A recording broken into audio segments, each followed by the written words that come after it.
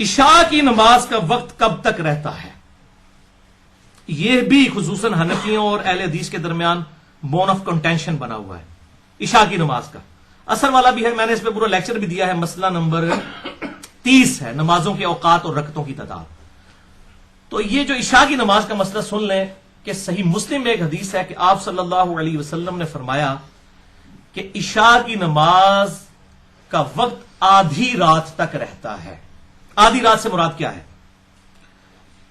اگر 6 بجے ہوئی ہے مغرب کی نماز کا وقت شروع ہوا ہے یعنی غروب آفتاب، اور صبح فجر شروع ہوئی ہے 5 بجے، یہ کتنے گھنٹے بنے؟ 11 گھنٹے. 11 کو آدھا کرے 4.5 5.5. اب آپ 6 میں 5.5 جمع کریں، کتنے بنے؟ 11.5. تو اس مسلم شریف کی حدیث کے تحت 11:30 تک ٹائم رہے گا عشاء کا، اس صورت میں جب 6 بجے مغرب ہو رہی ہوگی. لیکن یہ افضل ٹائم ہے. عشاء کا ٹائم فجر تک رہتا ہے. اس کے ثبوت میں یہ حدیث ہے کہ حضرت ابو ہریرہ رضی اللہ تعالیٰ عنہ، جو خود اس حدیث کے راوی ہیں، جو حدیث جامعہ ترمذی میں موجود ہے، سنن ابن ماجہ میں موجود ہے، کہ نبی صلی اللہ علیہ وسلم نے فرمایا اگر مجھے امت کی مشقت کا خیال نہ ہوتا تو میں عشاء کو تاخیر سے پڑھنے کا حکم دیتا آدھی رات تک، یا کم از کم تہائی رات تک.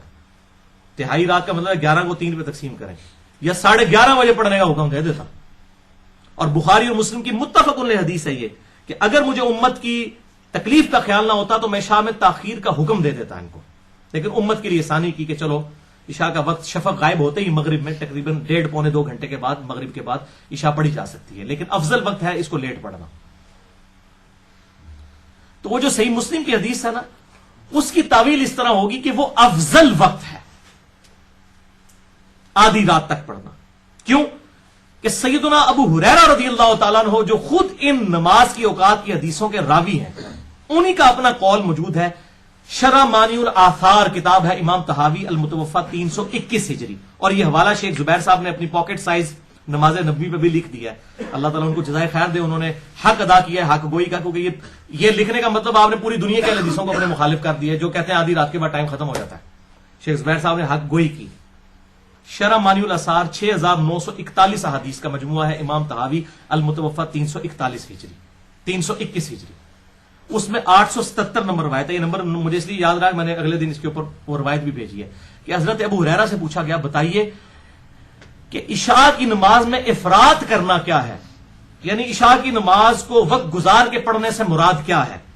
تو انہوں نے کہا کہ عشاء کی نماز کو وقت گزار کے پڑھنے سے مراد، یعنی قضا ہو جانے سے مراد یہ ہے کہ کوئی شخص عشاء اس وقت پڑھے کہ جب فجر کا وقت شروع ہو چکا ہو. تو کیا مطلب ہوا کہ جب تک وقت فجر کا شروع نہیں ہوا اس وقت تک عشاء کی نماز پڑھی جا سکتی ہے. لہذا اس معاملے میں امام ابو حنیفہ رحمہ اللہ المتوفی 150 ہجری کا موقف ٹھیک ہے، اور اکثر اہل حدیث کا موقف غلط ہے کہ آدھی رات کے بعد ٹائم نہیں رہتا. وہ افضلیت وقت کی بات ہو رہی ہے کیونکہ ایک حدیث دوسری کو ایکسپلین کرتی ہے. جیسا کہ چاشت کا افضل وقت کیا ہے؟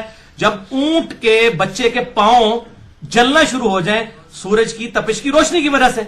لیکن آپ سورج بلند ہوتے بھی پڑھ سکتے ہیں اشراق. اس طریقے سے تہجد آپ عشاء کے فوراً ساتھ بھی پڑھ سکتے ہیں، سونا بھی شرط نہیں ہے. لیکن افضل وقت کیا ہے؟ آخری پہر میں اٹھ کے پڑھنا. اسی طریقے سے افضل وقت یہ ہے کہ آدھی رات سے زیادہ ڈیلے نہ کیا جائے. لیکن اگر کوئی فجر کا وقت داخل ہونے سے پہلے عشاء پڑھ لیتا ہے تو اس کی عشاء کی نماز بالکل درست ہوگی. لہٰذا یہ عشاء کی نماز والا معاملہ بھی میں نے الحمدللہ اس حوالے سے کلیئر کر دیا ہے.